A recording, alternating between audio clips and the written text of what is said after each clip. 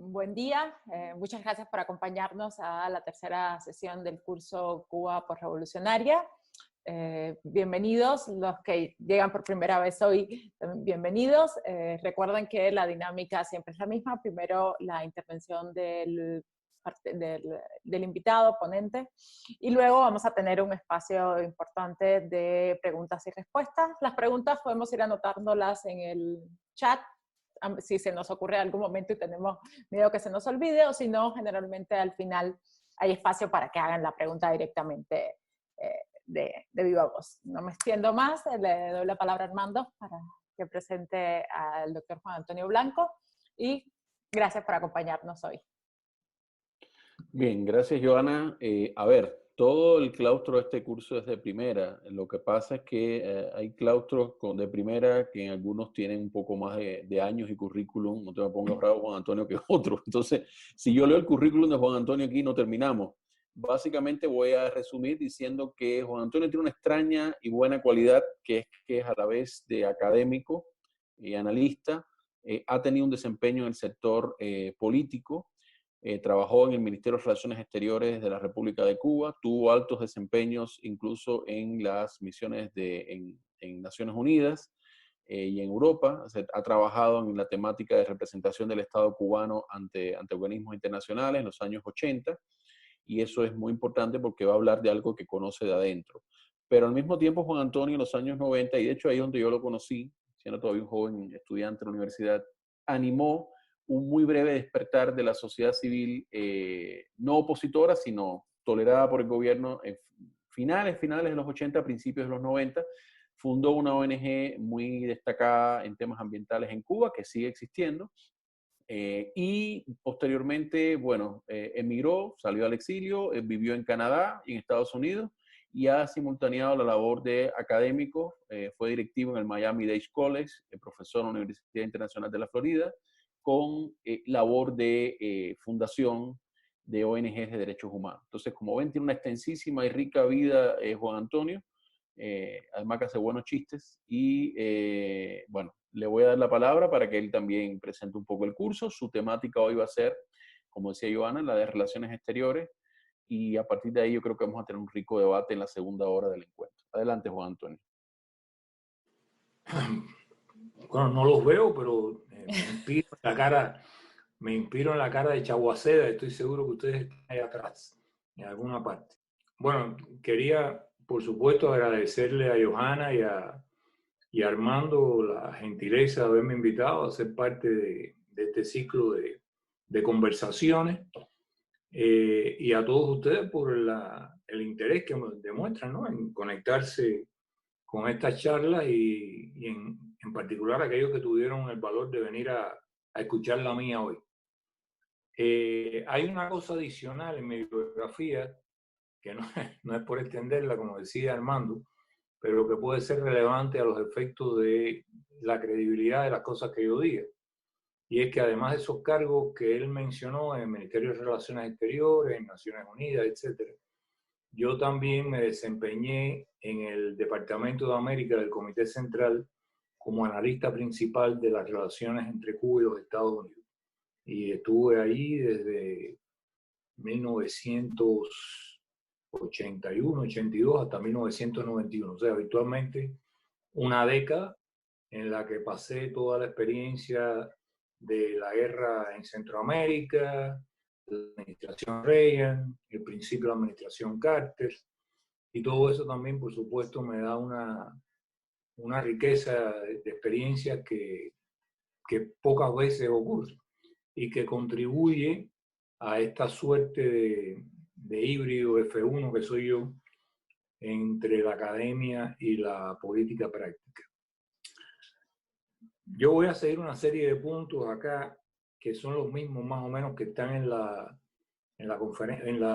exposición escrita, pero no quiero distraerlos en la pantalla con la exposición escrita para yo también tener más libertad y flexibilidad de ir de una parte a otra de la exposición. Después, cuando pongamos el PowerPoint, sí podemos darle seguimiento por esa vía. Pero es un segmento de esta conversación. La primera cosa es que entendemos por política exterior. Generalmente cuando se invita a alguien a hablar de la política exterior de su país, habla de los objetivos que tiene la política exterior, de cómo está estructurado el Ministerio de Relaciones Exteriores, cómo lo aplica, etc. Incluso la bibliografía que hay sobre Cuba en esos temas, como la de Jorge Domínguez, la de Carlos Alzugaray, etc., va por esa senda. Yo quiero hacer otro tipo de abordaje del tema. Y por eso quiero empezar por esta pregunta. ¿Qué cosa es política exterior? ¿Qué cosas son estas relaciones exteriores? Y tiene que ver, por cierto, con una experiencia que tuve con una ministra de Relaciones Exteriores de México. No recuerdo todo el apellido, pero recuerdo que comenzaba por Green. Eso sí me llamó la atención porque era un nombre anglo. Creo que era de la época del PRI. Rosario Green. Rosario Green. Y estaba en Naciones Unidas. Ya yo no estaba como representante de Cuba, lo cual me daba cierta libertad adicional para hablar. Y la señora Green, en una reunión en la que invitaron a algunos de nosotros, yo en ese momento era el director para América Latina de una ONG internacional establecida en Canadá, la emprendió contra las demandas de las organizaciones no gubernamentales de que nosotros teníamos derecho a acceder a las sesiones de trabajo de los diplomáticos y a participar, a que nos dieran una parte del tiempo para hacer, aunque fuese breves intervenciones de 3 a 5 minutos, y circular nuestra documentación. Y entonces ella dijo que no, que Naciones Unidas era una organización de estados y que los estados no tenían por qué incluir a la sociedad civil. Entonces yo le recordé que el salario suyo lo pagaban las organizaciones de la sociedad civil, bueno, no las organizaciones, lo pagaba la sociedad civil mexicana, que Naciones Unidas, la cuota de México, que por cierto estaba retrasada en pago, lo pagaba la sociedad civil mexicana, porque el gobierno no adquiría el dinero de las matas, de los árboles, sino que le venía de alguna parte y era del fisco. Cosa que no sentó muy bien a la señora Green, pero esa es la primera parte del asunto que quiero plantear. En una sociedad normal, por sociedad normal quiero decir las menos normales, que son las sociedades abiertas, democráticas, con libre mercado, etcétera, son las menos en el mundo, pues la sociedad civil puede participar en la medida de sus recursos y de sus iniciativas.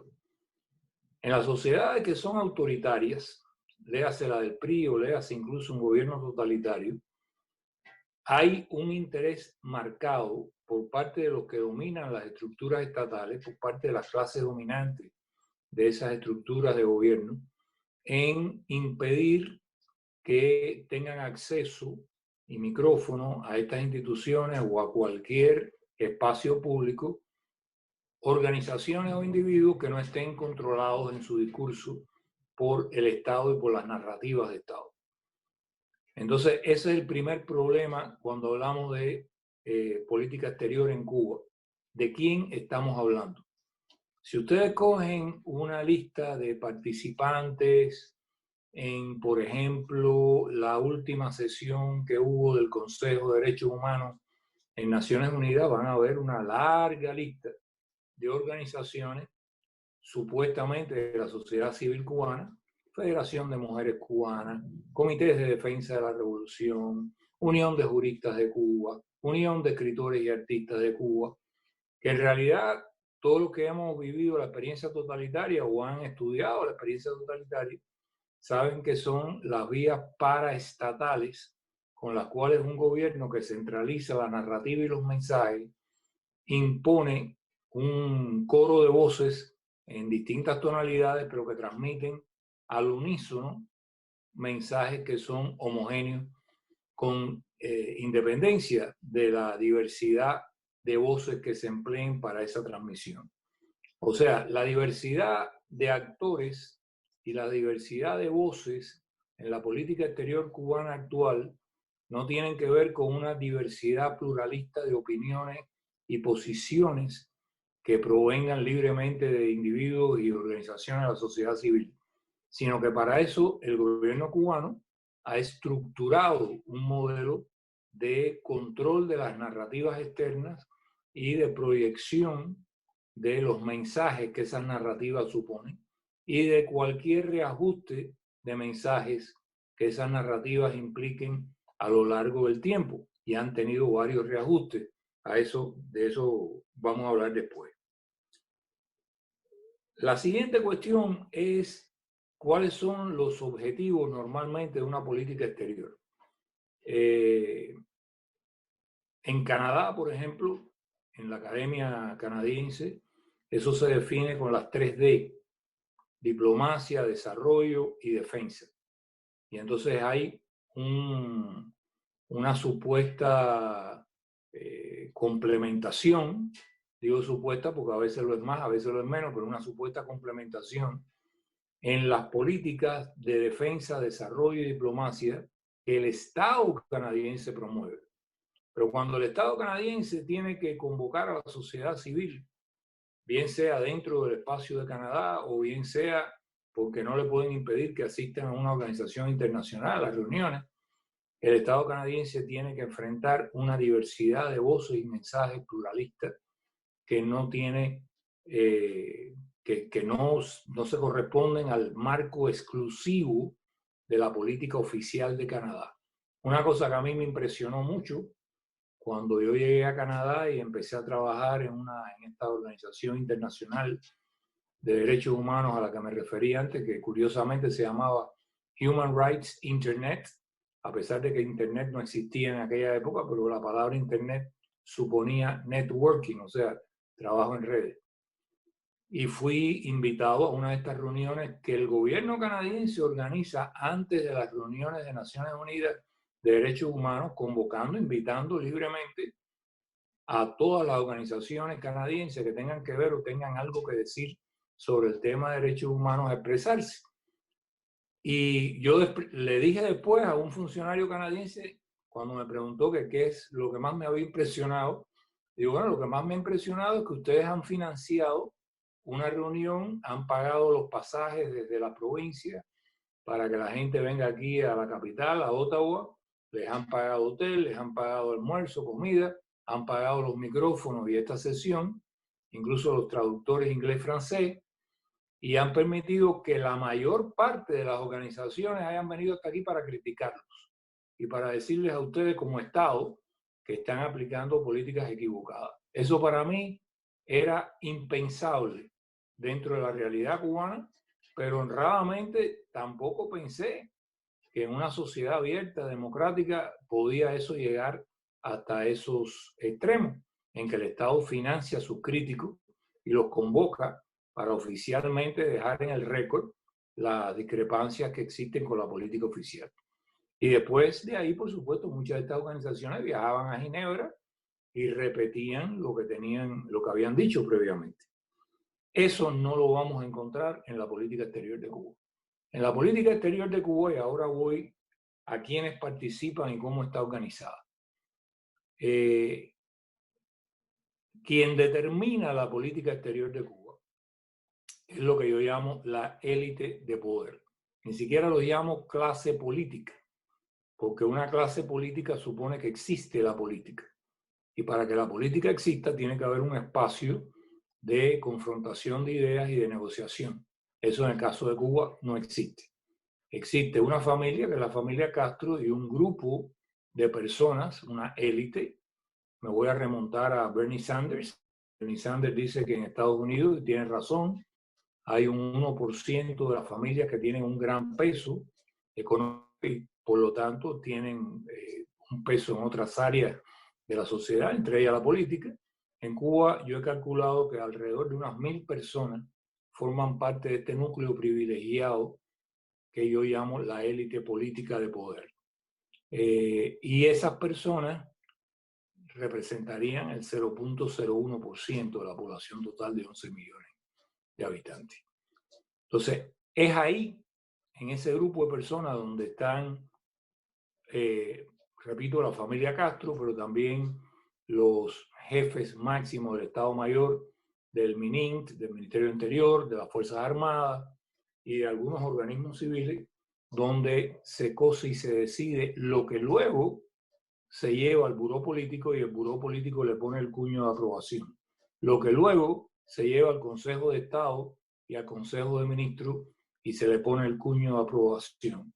Lo que luego baja por el canal de la Dirección General de Inteligencia y del Comité de Relaciones Internacionales, del Comité Central del partido, al cual yo estaba asociado, y bajan esas orientaciones a las instituciones, comenzando por el Ministerio de Relaciones Exteriores y después por todas aquellas organizaciones paraestatales que he mencionado anteriormente, ahí está de ejemplo, que participan en estos aquelarres o circos internacionales en que llevan a la sociedad civil para que expresen sus criterios.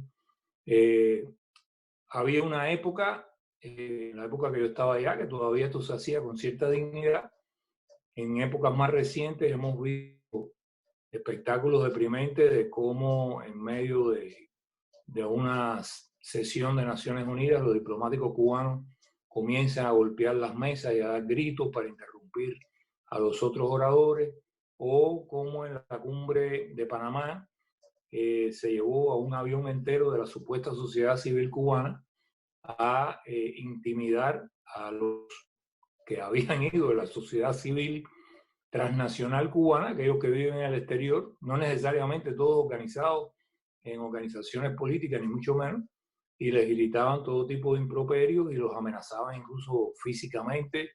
No faltó golpes, no faltó algún escupitajo lanzado al aire, y dieron un espectáculo deplorable. Pero sin embargo, y aquí tiene que ver esto con mi observación, yo he notado una degradación general, la degradación que observamos en la sociedad cubana no es solamente la de los automóviles que se han envejecido, la de las casas que se derrumban porque le ha faltado el mantenimiento adecuado durante 60 años, es también la de la propia representación del sistema en sus funcionarios. Cada vez más, yo diría que hemos llegado al grado absoluto.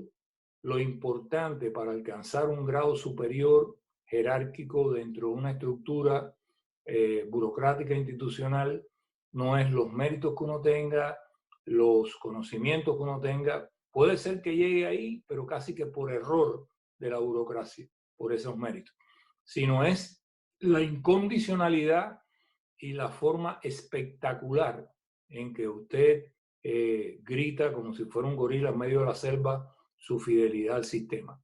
Eso es lo que sucedió con una muchachita, una psicóloga, de todas las profesiones posibles, me pareció terrible la psicóloga, que era la que más se destacó en Panamá, gritando, diciendo barbaridad, y al regresar la habían promovido al cargo de primer secretario de la Unión de Jóvenes Comunistas y poco después la promovieron al cargo de miembro del Consejo de Estado. Ahora parece que llegó al límite de su incapacidad, como diría la ley de Murphy, y ha ido retrocediendo a otros cargos inferiores. Ahora bien, ¿cómo se manifiestan estos tres objetivos de política exterior que he mencionado? Diplomacia, defensa y desarrollo en el caso de Cuba. En realidad, en el caso de Cuba vemos que hay una integración muy estrecha entre lo que es defensa y diplomacia, y eso está puesto en función no del desarrollo nacional, sino de la obtención de recursos que permitan a la élite de poder consolidar, mantener la estabilidad, la gobernabilidad interna en el país y demás. Y esto es también otra diferencia fundamental entre una sociedad normal, de las que son raramente normales, que existen en el mundo, y esta otra que existe en Cuba.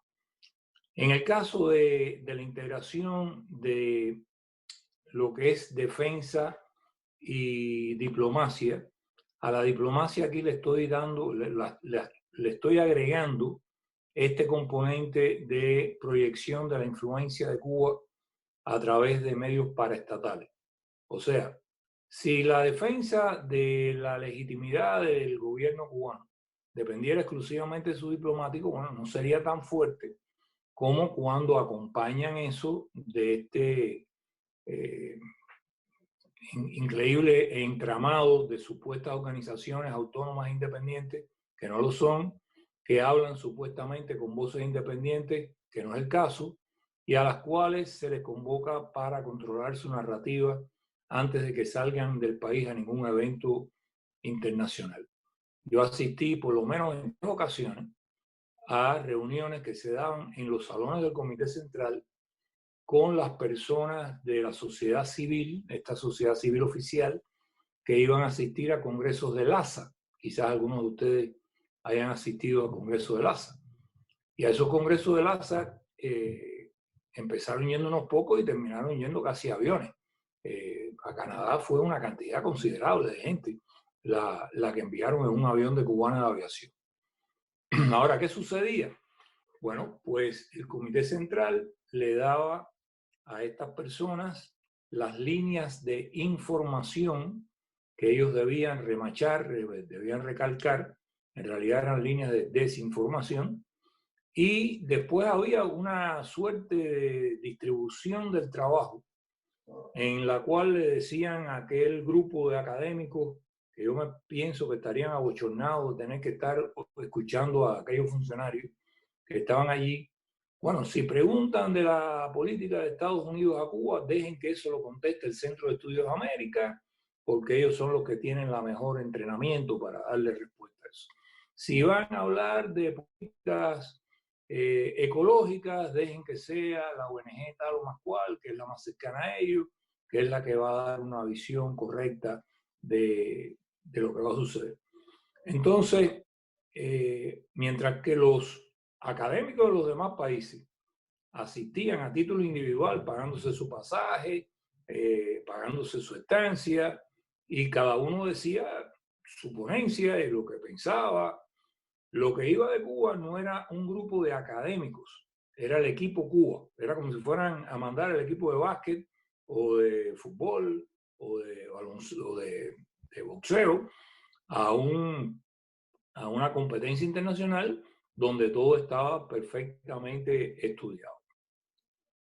Eso yo, no es porque él me haya invitado aquí, pero yo quiero hacerle el comercial a Armando, a Chaguaceda, de que lo mejor que yo he leído hasta ahora, lo mejor es que no he leído todo, pero lo mejor que yo he leído hasta ahora del estudio, de un estudio de proyección del llamado soft power cubano, o sea, lo que yo llamo la tarea de desinformación e influencia en el exterior, es el estudio que él ha hecho de ese tema y que tengo entendido que ha sido publicado ya, ¿no, Armando? Y que yo le recomiendo a todo el mundo leer. La cuestión del desarrollo. O sea, he hablado de esta función en la cual la doctrina de defensa que haya tenido Cuba también está basada en la doctrina de lo que los rusos llaman reflex control, sería en inglés, o sea, control del reflejo, muy pavloviano. La idea de que la tarea, la misión principal que tiene la proyección de defensa del Estado ruso, todavía hoy actualmente, es la de desinformación, propaganda, asesinatos de reputación, etc., es porque eso está íntimamente vinculado al concepto que ellos tienen de lo que es la guerra de información y la guerra cultural. Y la guerra de información para ellos que es más bien, esto es orwelliano todo el lenguaje, es más bien guerra de desinformación, consiste en cómo llevar a su adversario, al enemigo, las premisas de una forma de pensar que el enemigo haga suyas, pensando que esos son datos sólidos, y que esas premisas lo conduzcan por sí mismo a las conclusiones equivocadas que van a determinar la política errada que tendrían frente a Cuba, frente a China, frente a Moscú, etc. Ese reflejo pavloviano, el control del reflejo pavloviano del pensamiento de los analistas políticos y de defensa en Occidente, es lo que construye la sociedad cubana, la sociedad totalitaria cubana, con todos estos mecanismos paraestatales donde se controlan las narrativas y los mensajes. Y eso ha tenido distintas narrativas y distintos mensajes, que esto es lo que veremos a continuación a lo largo del tiempo. De lo que se trata, por supuesto, para la política exterior es de buscar las alianzas adecuadas que le provean a esa élite de poder los recursos de índole material, financiero, pero también políticos, que puedan sustentar la orientación de la política nacional y en ese caso de la política exterior en un momento determinado.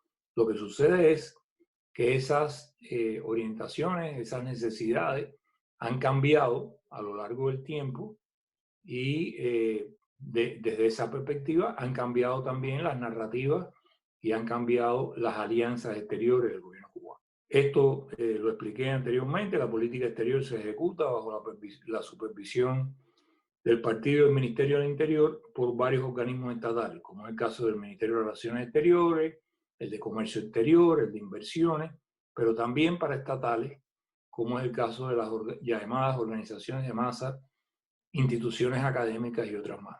¿Quién controla la política exterior? Bueno, la política exterior parte, como dije antes, de la élite de poder, y esa élite de poder la lleva para su aprobación automática en el Buró Político, en el Consejo de Estado, el Consejo de Ministros y demás lugares. Entramos aquí en esta parte. Creo que Haroldo les habló ayer de una periodización del proceso de 1959 hasta nuestros días. Yo no, para nada, estoy en desacuerdo con lo que escuché que él había dicho, me dijeron que había dicho, que hay una primera etapa que básicamente es la etapa que todavía alguien sociológicamente puede hablar de revolución, una revolución con las críticas que se le puedan hacer, con la valoración positiva o negativa que se puede hacer de ella, pero era un proceso revolucionario en marcha. Un proceso revolucionario, quiero decir, el proceso de destrucción del ancient regime, de las instituciones, la cultura, la lógica, los valores de la sociedad anterior y su reemplazo por un nuevo sistema de valores, una nueva moral, nuevas instituciones, nuevas formas de vivir y de organizar la vida cotidiana.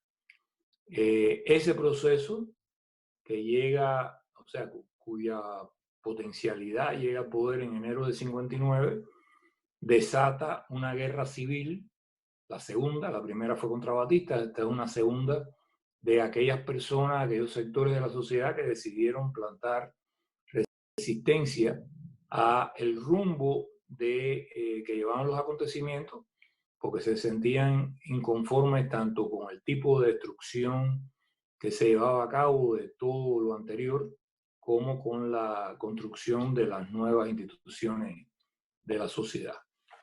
Un segundito aquí para ponerme yo mismo mi.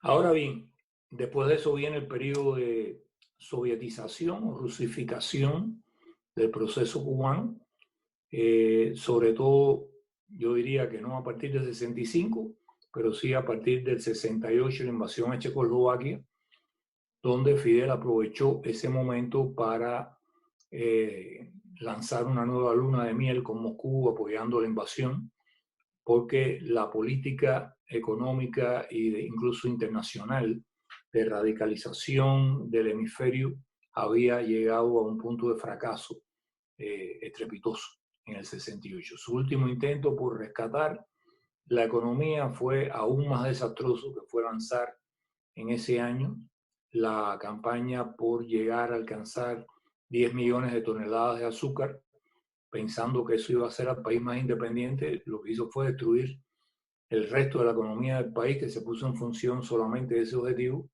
y hacernos aún más dependientes del monocultivo. Ahora bien, dentro de esa periodización, y después él hizo bien en decir que ya en los 90, más adelante, se entra en otro tipo de definición, que no estoy seguro si él llamó de alguna manera, porque no tuve el privilegio de poder acceder directamente a la conferencia, estaba en una reunión. Dentro de ese periodo, de esos dos periodos grandes que él mencionó, yo quiero llevarlos a ustedes a una más microlocalizada periodización de la política exterior. ¿Por qué? Porque dentro de esas grandes etapas hubo virajes, buscando virajes en retórica, virajes en definiciones de la narrativa legitimadora del poder y en la búsqueda de las alianzas externas. Por ejemplo, entre 1959 y 1961, el periodo ese inicial, después de la caída de la dictadura de Batista, la definición que se trató de vender, por decirlo de alguna manera, sobre todo por Fidel Castro, era la de que esto era una revolución sin ideologías, cosa que impresionó mucho a Jean-Paul Sartre.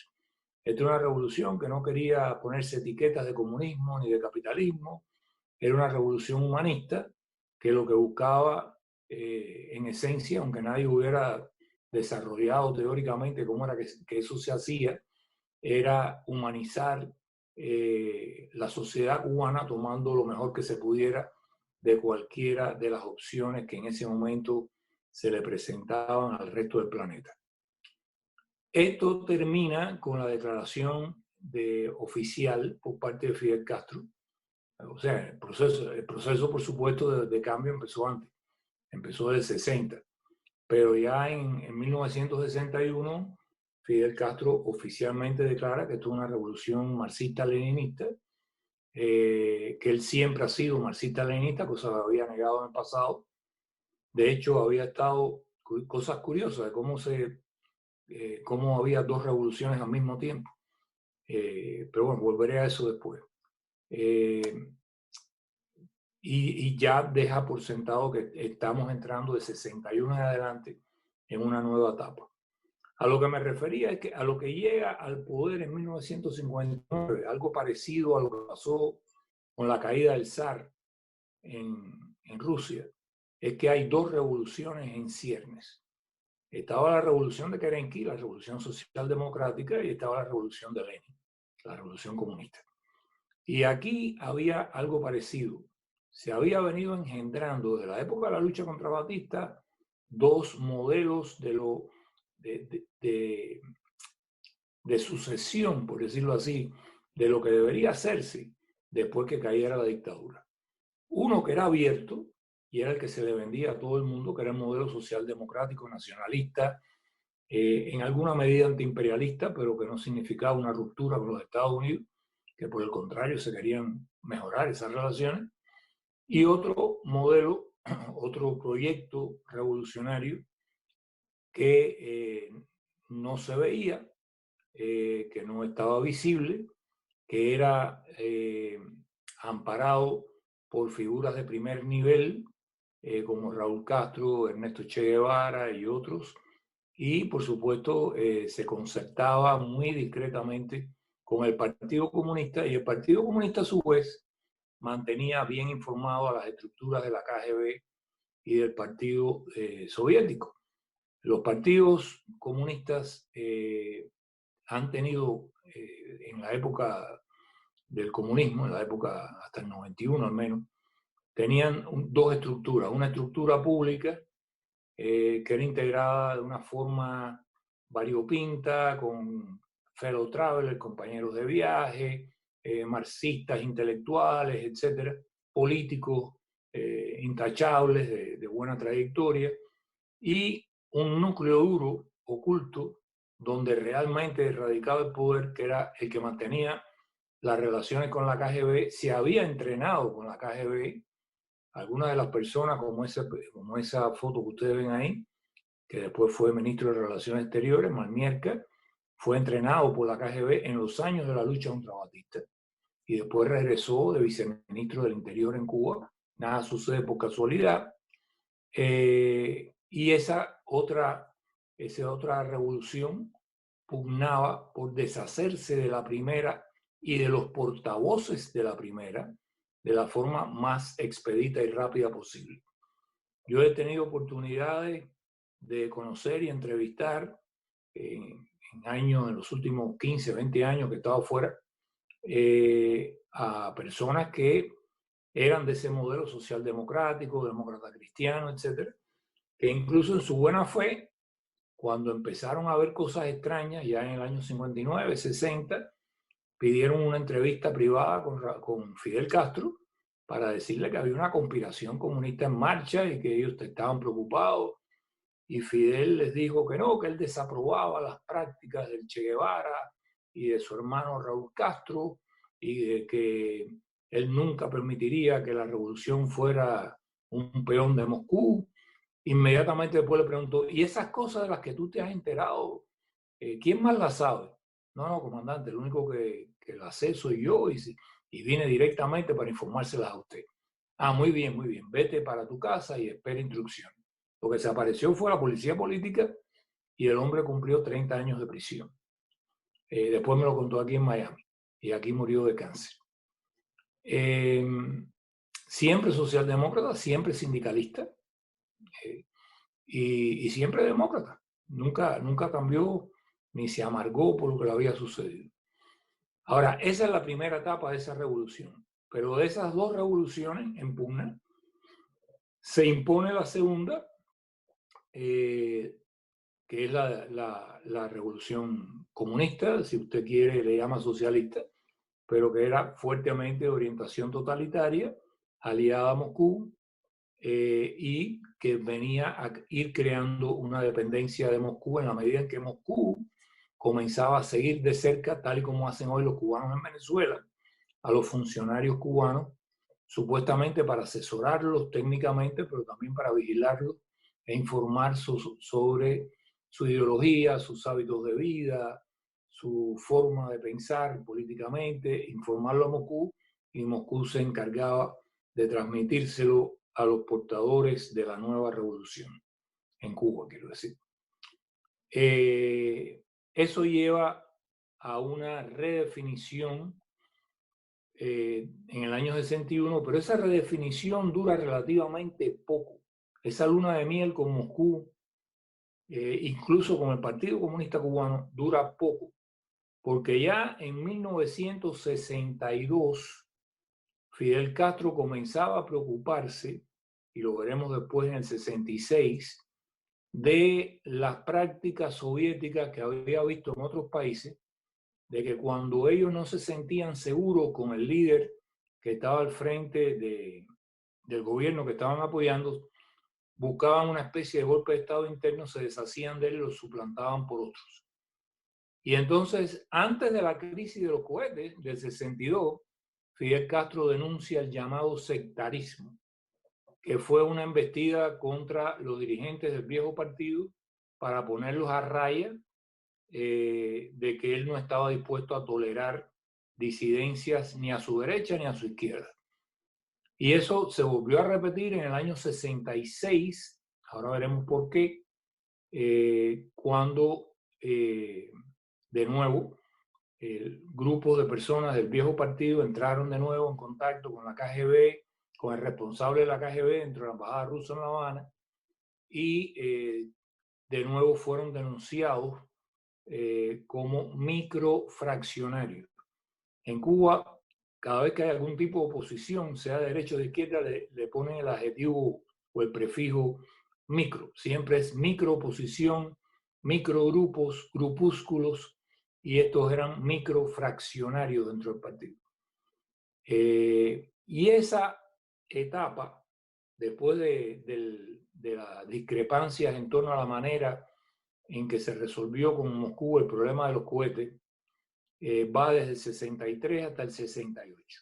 Pero repito, en el 68 la economía cubana estaba en un total hoyo, en un total precipicio. Fidel quiso salvarla por última vez con la cuestión de la zafra de los 10 millones, fracasó en eso, y en el año 67, con la muerte del Che Guevara y de la guerrilla, el fracaso de la guerrilla boliviana, ya no quedaba mucha gente a quien darle apoyo que tuvieran posibilidades. Así fue que algunos grupos, como entre ellos los Tupamaros, vieron que el apoyo inicial y el calor inicial que se le daba a su causa, después eso se enfriaba y no veían que hubiera nuevas sustantivas apoyo a lo que ellos estaban haciendo. Incluso eso abre un nuevo periodo de derechización de la proyección latinoamericana de Cuba, que va desde el año aproximadamente 69 hasta el 75 o 76, si quieren, con la sovietización institucional y la alianza de Cuba, ya no con movimientos de izquierda revolucionarios, sino con militares nacionalistas golpistas. Fuera Noriega, o sea, empezaron a pasear por La Habana una nueva fauna de personas que no había paseado antes.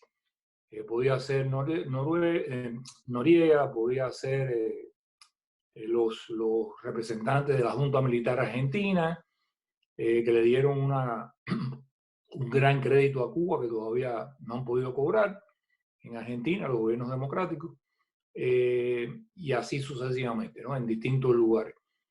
Y ha habido algunas cosas ahí, no quiero meterme en esa parte más turbia de la historia, porque puede haber algún ingenuo que diga, bueno, pero en el año 74 todavía los montoneros se estaban preparando en Cuba. Yo sí, pero los estaban esperando cuando llegaron allá a Argentina. Pregúntense ustedes cómo fue que se enteraron de dónde iban a comenzar a desembarcar. Y lo mismo sucedió en otras partes.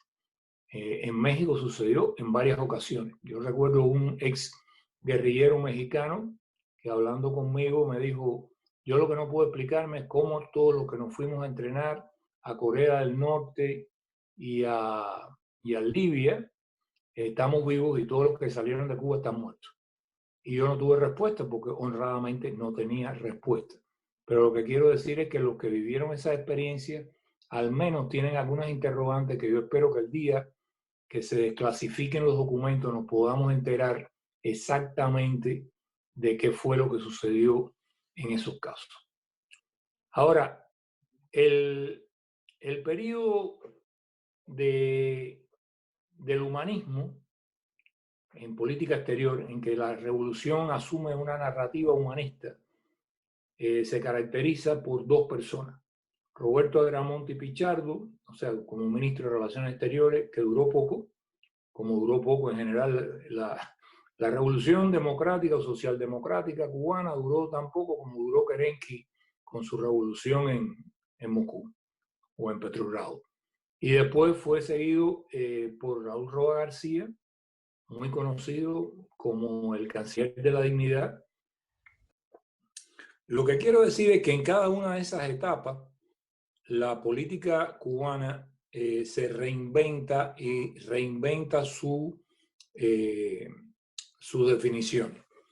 En una etapa que sí era una revolución humanista, en otra etapa que era una revolución marxista-leninista, en otra etapa cuando viene la crisis del naufragio se redefinen de nuevo como martianos y socialistas, y estamos en una última etapa, que espero yo que sea última también, en que la alianza de esa élite de poder a la que me refería antes, con la cleptocracia que rige Venezuela, creó una corporación única. Incluso había la época en que Fidel quería que fuera, Fidel y Chávez, quería que fuera como una especie de Estado único, como había intentado Libia con el Gaddafi en otra época en el Medio Oriente, con una sola bandera y el himno y qué sé yo. Pero bueno, lo que sí ha quedado es que hay una estrecha relación de intereses mezquinos y muy estrechos entre las dos élites de poder. Y eso los ha llevado a una degradación de todas las narrativas anteriores a lo que yo llamo, junto con Moisés Naim, el Estado mafioso. Y el Estado mafioso no es, quiero hacer énfasis en esto, no es una nueva forma peyorativa de referirnos a una dictadura o a un sistema totalitario. Es el intento por buscar una nueva manera de definir un fenómeno que no ha existido antes. Nunca en la historia de la humanidad habíamos visto el tipo de estados que están surgiendo en ciertos países cuya realidad autoritaria o incluso totalitaria le ha permitido a grupos de poder secuestrar todas las instituciones del Estado, poner su gestión al margen de todo tipo de fiscalización interna o internacional y desarrollar actividades ilícitas. Una de las cosas que llama poderosamente la atención en el caso de Cuba es cómo de la obsesión, al menos en términos declarativos, la obsesión de que la doctrina de defensa de Cuba siempre está orientada frente a una intervención extranjera y las Fuerzas Armadas tenían el rol de enfrentar una intervención extranjera, lo que llamaban en época de Reagan la doctrina de la guerra de todo el pueblo para que todo el pueblo participara en la resistencia en caso de una invasión, se ha convertido en una especie de guerra contra todo el pueblo, donde operativos de tropas especiales de las Fuerzas Armadas y de la policía se dedican a aplicar una política de comunismo de guerra en el campo, confiscando alimentos, confiscando aperos de labranza, de confiscar teléfonos. ¿Quién se atreve en una cola a sacar un teléfono para graficar lo que está ocurriendo en las zonas urbanas? O sea, virtualmente están persiguiendo producciones agrícolas personales con la ferocidad con la que, y con operativos tan descomunales como los que podría emplearse para intervenir una finca de laboratorios de cocaína. Y eso viene aparejado de otro fenómeno, que es la forma en que el Estado cubano se ha desprendido de lo que había sido siempre uno de sus pilares de sostenimiento, que es el pretendido pacto social del socialismo burocrático, del comunismo, entre los que mandan y los que son mandados, la población, que consistía básicamente en que los ciudadanos sabían que no podían ejercer derechos personales, políticos y civiles, pero esperaban a cambio derechos básicos, económicos, sociales y culturales, sobre todo económicos y sociales, tales como servicios buenos y gratuitos de educación, de salud, trabajo de por vida garantizado. Y esas cosas el Estado se ha desprendido de ellas, ha permitido que las instituciones se deterioren, que les falte financiamiento, las farmacias están desabastecidas y la vieja treta de que la culpa la tiene Estados Unidos y sus sanciones no les está funcionando, porque cada vez más lo que resuena dentro del país, en la población, entre los campesinos, es el bloqueo interno de un modelo, de un sistema de gobierno, es el que nos tiene asfixiados, es el que tiene, por decirlo en lenguaje marxista, encadenadas las fuerzas productivas, y sin un cambio, pues seguir en el lenguaje marxista de las relaciones sociales de producción de este sistema, no va a ser posible liberar la fuerza productiva y alimentar al país. De hecho, hay cartas de organizaciones campesinas alertando de que se avecina una hambruna. Y cuando uno ve que las políticas que están aplicando son parecidas a las de Stalin en Ucrania, cuando el Holodomor, pues bueno, no es nada remota esa posibilidad, es bastante factible.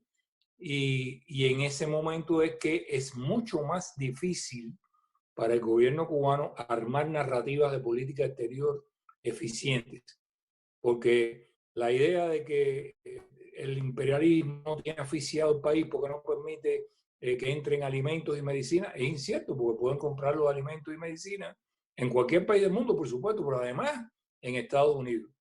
Y ellos tampoco permiten que haya donaciones de Estados Unidos, nunca lo permitieron antes, Fidel Castro nunca lo permitió, en otras épocas ni siquiera a través del Estado, y en esta época tampoco a través de la sociedad civil.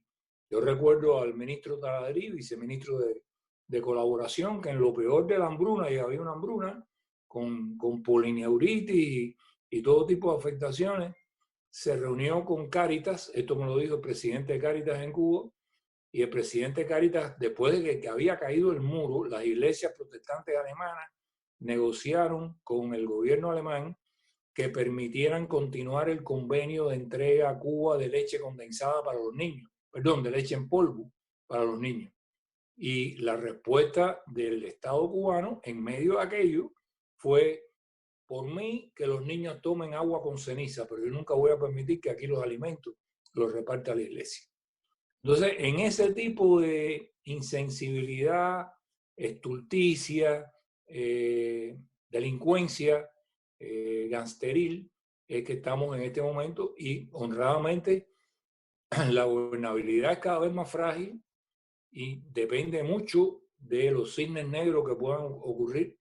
Ellos están apostando a que las elecciones de Estados Unidos le traiga de nuevo un reajuste de la política americana hacia Cuba que les resulte más acomodaticia y volver a coger un poco de oxígeno, pero eso es una moneda al aire.